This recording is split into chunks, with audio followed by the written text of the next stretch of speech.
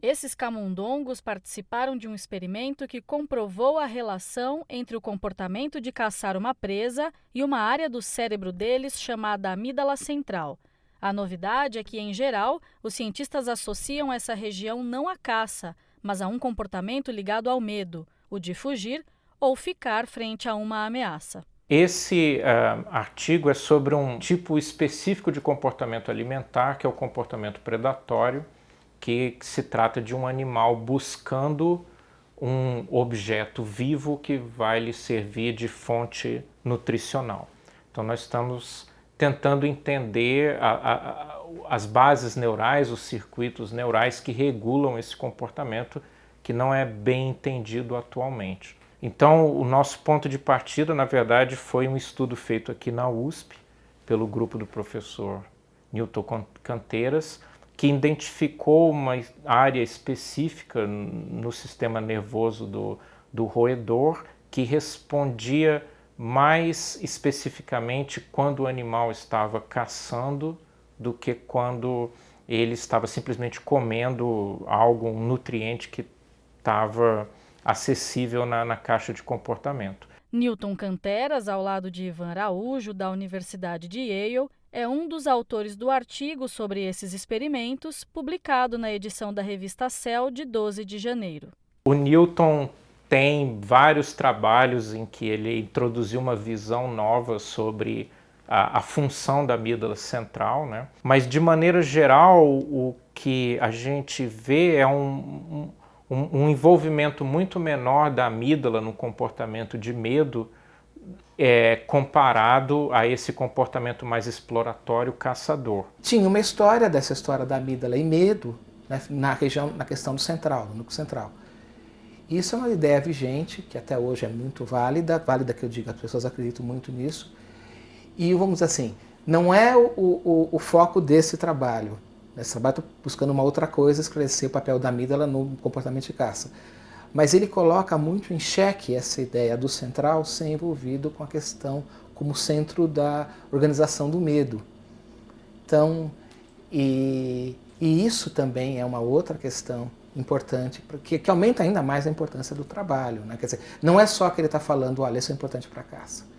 Isso é importante para mostrar o valor do central. E tem muito trabalho publicado em Nature, Cell, que fala, olha, o central é medo, central é medo, central é medo. E esse fala, não necessariamente. A amígdala central, parte do cérebro estimulada nos camundongos, na verdade, são elas.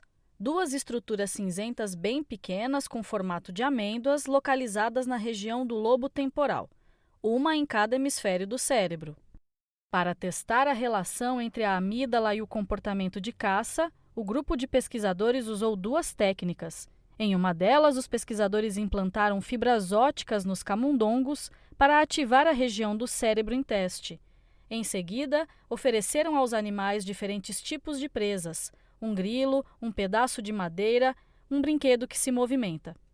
A gente comprou pela internet um brinquedo que parece um inseto com perninha e um pouco menor que um camundongo, né?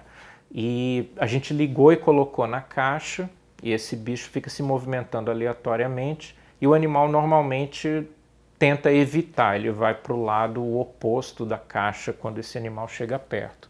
Mas com a estimulação desses neurônios que nós pensamos estão relacionados com a caça, o animal muda completamente, ele persegue esse objeto e morde e fica tentando matar, entre aspas, o objeto, continua mordendo e tentando manter ele sob controle repetidamente. Então, enquanto esses neurônios estiverem ativados, o animal vai colocar as patas dianteiras sobre ele e morder repetidamente, como se estivesse realmente lutando para dominar e eliminar uma presa. A mesma postura motora, os mesmos parâmetros motores que você observa quando um animal normal está caçando uma presa verdadeira, né? Quer dizer, o camundongo faz o movimento de pegar e morder a presa quando estimulado pelo laser, mesmo quando ela é artificial.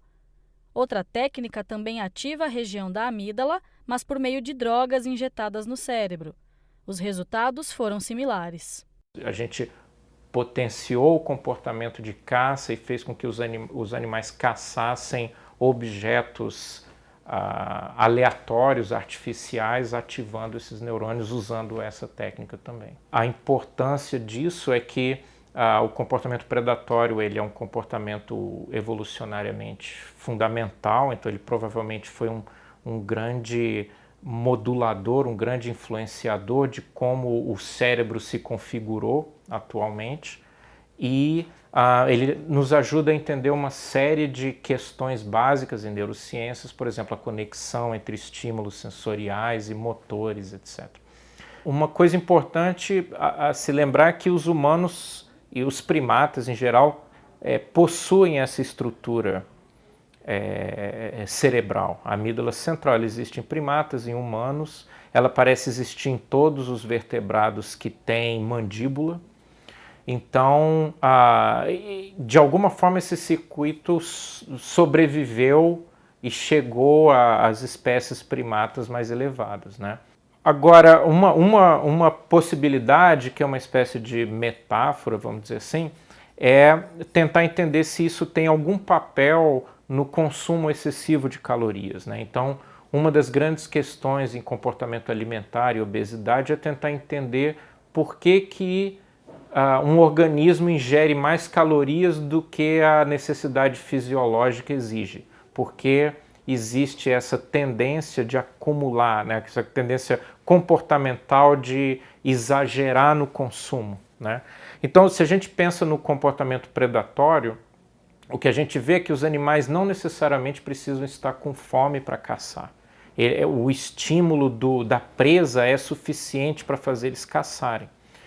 E isso faz sentido, vamos dizer assim, na natureza, né, que seja um comportamento oportunístico, porque mesmo que você não esteja com fome agora, você não sabe se no futuro você terá uma presa a seu alcance que você possa capturar.